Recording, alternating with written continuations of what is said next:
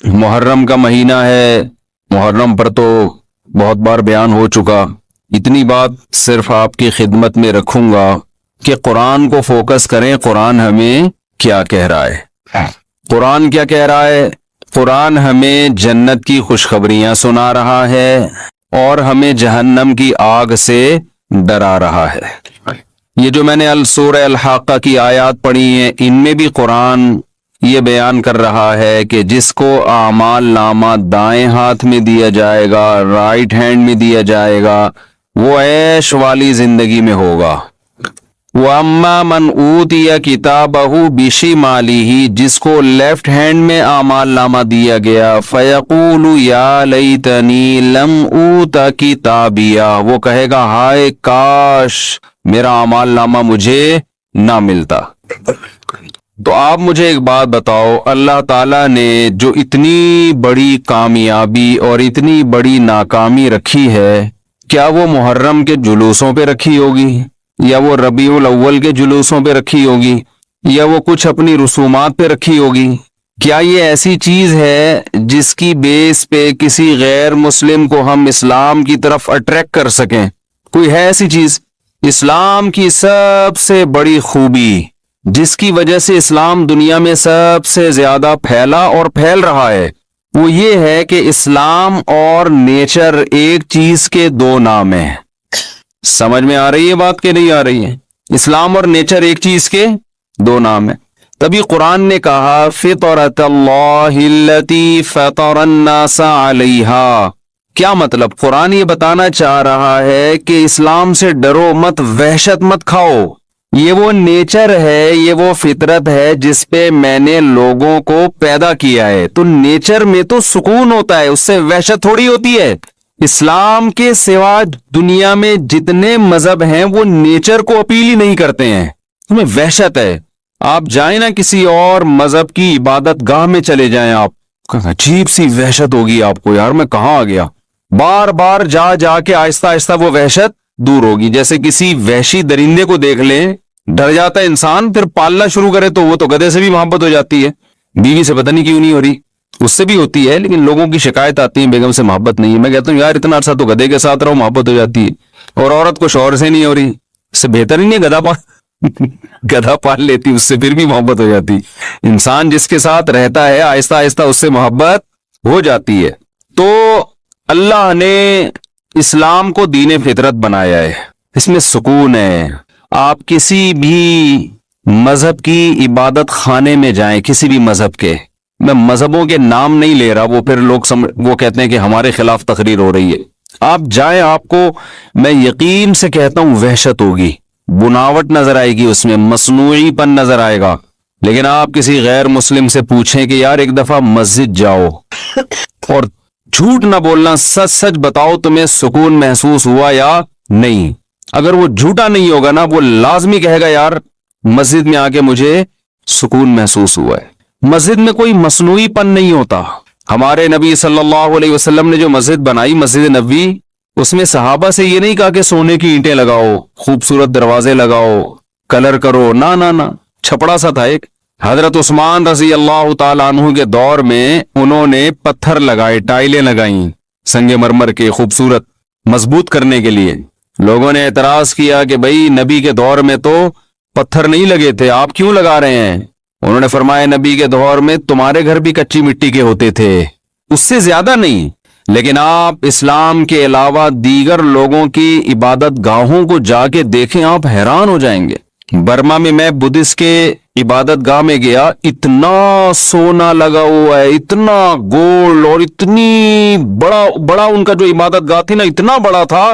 وہ کمرہ ان کا پبلک مارکیٹ سے کیا تھی، اور سکون نہیں تھا، ایک عجیب وحشت. انہوں نے اٹریکشن کے لیے بہت ساری چیزیں لگائی ہوئی ہیں، خوبصورت بت بھی بنائیں گے، وہ مور بنایا ہوا ہے، چیتا بنایا ہوا ہے، بندر بنایا ہوا ہے، اور خوبصورت پھول. لیکن وہی ہے اٹریکشن، پھر بھی سکون نہیں ہے. مسجدیں دیکھو سیدھی سادی، فرش کرسیاں بھی نہیں. اب تو یہ آنے لگی لوگوں کے گھٹنے، یہ جو کوکنگ آئل ہے نا، کھا کھا کے گھٹنے لوگوں کے بیکار ہو گئے. تو ورنہ مسجدوں میں کرسیاں نہیں. مسجد میں سادگی کتنی ہے بھائی، بادشاہ اور وزیر اور چپڑاسی ایک ہی صف میں کھڑے ہوں گے. کوئی ہے اسلام میں کہ جی یہ والا ایریا جو ہے یہ بڑے لوگوں کا، یہ اس سے نہ سب ایک جیسے. کتنی سادگی رکھی گئی، اس کے باوجود اللہ نے روحانی سکون کہاں رکھا ہے؟ مسجد میں رکھا ہے. سکون مسجد میں رکھا ہے اللہ تعالیٰ نے. تو میں یہ عرض کر رہا تھا کہ اسلام کی سب سے بڑی خوبی کیا ہے؟ یہ دین فطرت ہے. کیا مطلب فطرت کا؟ یہ آپ کو وہ باتوں کا حکم دیتا ہے جو آپ کی نیچر بھی کہتی ہے کہ یہ کام کرو. کبھی ایسی چیز کا حکم نہیں دیتا جو آپ کی نیچر کو اپیل نہ کرے.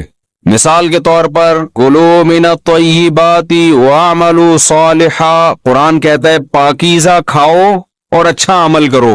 کھاؤ بھی کیا؟ پاکیزہ.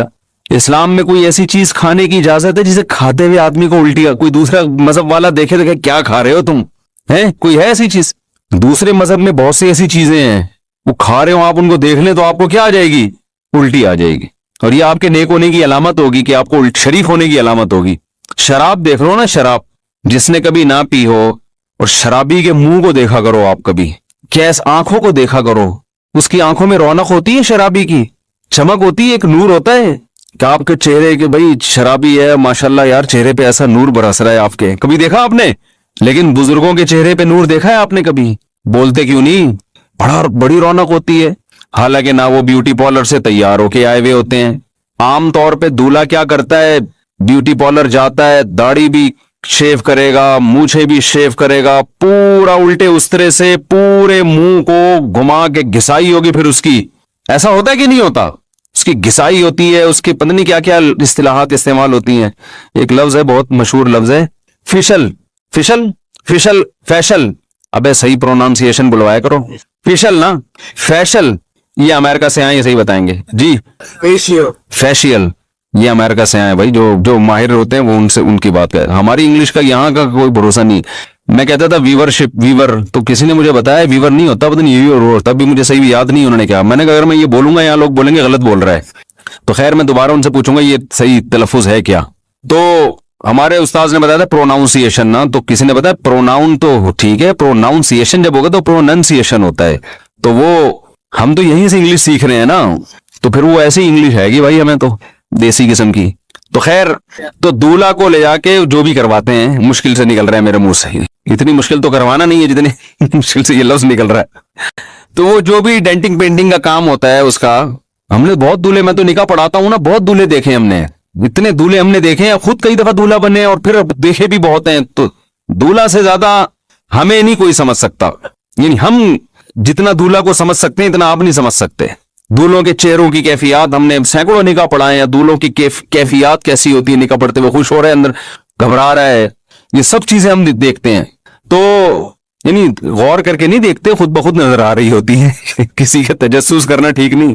کس کو قبول ہے بولتے ہوئے پسینے چھوٹ رہے ہیں اور کون نارمل بیٹھا ہے.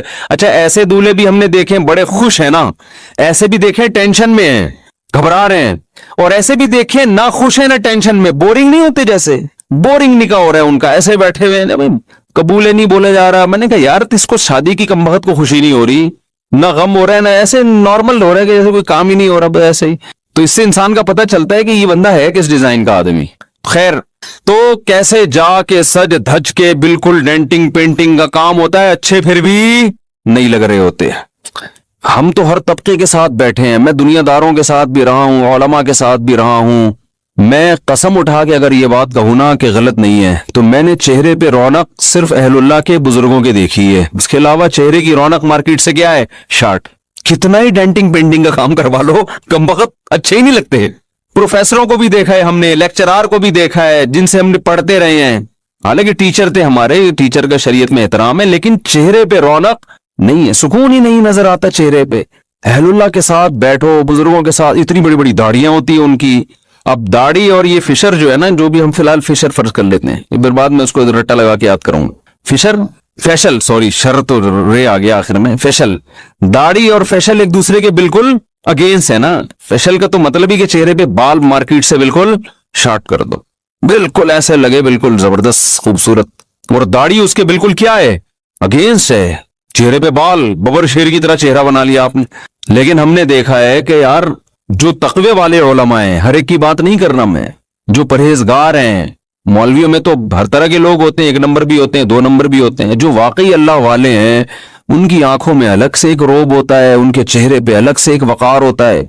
हमारे शेख हजरत मुफ्ती रशीद अहमद साहिब रहमहुल्लाह ताला, जब हमने फर्स्ट टाइम उनको देखा ना, हम उनको बहुत देर तक देखते ही रहे कि यार क्या अल्लाह ने इनको खूबसूरती दी है। हालांकि उनकी एज उस वक्त थी 75 साल या 70 साल होगी। 70 साल में तो वैसे भी बंदा अच्छा नहीं लग रहा होता, नहीं बूढ़ा हो चुका होता है वो। हम क्या यार इनके चेहरे पे रौनक देखो, और ऐसा वकार, इतना चेहरे पे रौनक। आके बैठते थे, आधा घंटा बैठे रहते थे, बाज दफा आधे घंटे में कोई बात भी नहीं करते थे, चुप खामोश महफिल, कोई शोर शराबा नहीं। आए बैठे, देखा, नजर डाली, जो शागिर्द बैठे हैं ना उन पे नजर डाली, इस तरह से बड़े थोड़ा सा मुस्कुराए, और देख के कोई नया बंदा आया है तो उससे सलाम दुआ कर ली, खैरियत से हैं, बस फिर अपने काम में लग गए। वो आधे घंटे में यार ऐसा सुकून मिलता था, ना कोई बात हो रही है, ना कोई शोर शराबा हो रहा है, ना कोई म्यूजिकल शो हो रहा है, ना कोई पीने पिलाने की महफिल हो रही है। लोग कहते हैं इसके बगैर इंसान खुशी नहीं रह सकता। आजकल यही है ना यार, कोई म्यूजिक हो, कुछ इंटरटेनमेंट हो, कुछ पीले पिलाने का मौका हो, कोई लड़कियां वड़कियों के झमेले हो, इसके बगैर लोग कहते हैं हमें सुकून नहीं मिलता। तो हमने तो यार ऐसी महफिलों में सुकून देखा। हम तो मिस गैदरिंग वाली शादियों में बचपन में गए हैं, लेकिन फिर हमने तौबा कर ली, छोड़ दिया। हमने वो माहौल भी देखा है, ज्यादा आगे का माहौल नहीं देखा, वो नाइट क्लब वाला, अल्लाह ने बचाया हुआ है ठीक है ना, कहीं आप समझे, पता नहीं उस साहब क्या कुछ करके बैठे हुए हैं तो उससे आगे नहीं गए, बस उसी से पहले ही टर्न लेके आ गए, अल्लाह ने बचा लिया। लेकिन हकीकत यह है कि ऐसा सुकून हजरत की महफिल में, ऐसा सुकून, बस सफाई बहुत थी। हजरत के वाइट कपड़े, उसमें एक मक्खी के बीज का भी निशान नहीं होता था, बेइंतहा सफाई पसंद थे। आए बैठे, थोड़ी देर कोई नसीहत की, 2 बातें की, 2 बोल बोले और चले गए आधे घंटे। एक दफा मेरे वालिद साहब आए मुझसे मिलने के लिए हमारे मदरसे में, तो एक चबूतरा सा बना हुआ था हजरत के दफ्तर के बाहर, वहां बैठ गए। थोड़ी देर वालिद साहब ने कहा, बैठने के बाद कहते हैं मुझे ऐसा सुकून मिल रहा है यहाँ पे, हालांकि खामोशी है। वो कहते हैं ना पिन साइलेंट, क्या कहते हैं उसको, पिन ड्रॉप साइलेंट, यानी पिन के गिरने की भी आवाज ना आए, ऐसी खामोशी, सब अपने अपने कामों में लगे हुए हैं। तो मेरे वालिद साहब कहते हैं, हम चूंकि सहारनपुर की है ना, मज़ाहिर उलूम हजरत शेखुल हदीस मौलाना ज़करिया रहमतुल्लाह अलैह का जो मदरसा था वो हमारे घर के करीब था, दादा के घर के। तो मेरे वालिद साहब कहते हैं आज मुझे वो सुकून मिला है जो मज़ाहिर उलूम में मिला करता था। वहां बड़े बड़े अकाबिर थे, बुजुर्ग थे, मौलाना ज़करिया रहमतुल्लाह अलैह जैसे बुजुर्ग थे वहां पे। कह रहे बिल्कुल वो सुकून मुझे आज महसूस हो रहा है जो मुझे वहां। हालांकि कितना फासला सहारनपुर और कराची में, ये नाज़माबाद के बीचों बीच वो मज़ाहिर उलूम, लेकिन सुकून की कैफियत कहते हैं दोनों जगह कैसी है, सेम। क्यों? माहौल दोनों जगह सेम है, बंदे दोनों जगह एक ही जैसे हैं। समझ में आ रही है बात कि नहीं आ रही है? तो खैर कहां से कहां बात चली गई। मैं असल बात जो आपके सामने अर्ज कर रहा था वो ये कि इस्लाम दीन फितरत है। आप फितरत पे, मर्द को कहता है दाढ़ी रखो, लेकिन नेचर है ये। औरत को क्या कहता है, औरत वाली सूरत इख्तियार करे। अगर इस्लाम उल्टी बात का हुक्म देता तो टेंशन हो जाती ना। क्या ख्याल है? मर्दों को हुक्म दिया जाता चूड़ियां पहने, सैंडल पहने और वगैरह वगैरह, और खवातीन को इसके बरस हुक्म दिया जाता तो उल्टा काम हो जाता। लेकिन हो रहा है ये दुनिया में। जो अहले मगरिब हैं उनमें मर्द, मैं थाईलैंड गया 2 दफा जा चुका हूं, मैं बैंकॉक, कसम तो नहीं उठानी चाहिए, बड़ी बात हो जाएगी, लेकिन उठाई जा सकती है इस पे। बसा औकात बंदे में और लेडीज में फर्क, लेडी में फर्क ही नहीं पता चलता कि बंदा है कि लेडी है। पता नहीं, औरतें मर्दों जैसी बनी हुई हैं, मर्द खवातीन जैसे बने हुए, क्योंकि मजहब नहीं है ना, इस्लाम नहीं है। तो इंसान पर जब आप डाल देंगे कि वो अपनी मर्जी की लाइफ गुजारे तो अपना बेड़ा गर्क कर लेता है, वो बर्बाद कर लेता है अपने आप को। हम लोग वहां कैंपिंग के लिए गए, वहां बड़ा मशहूर जंगल है, हमारे साथ डिफेंस के लड़के थे, वो वहीं के हैं, अल्लाह उनकी उम्र में बरकत दे। उन्होंने मुझे बड़ा विजिट कराया, घुमाया फिराया, मुझे ले गए जंगल में। हमने एक कैंपिंग की, रात जंगल में गुजारी। तो हम ईशा के बाद लकड़ियां जला के खाना पका रहे थे।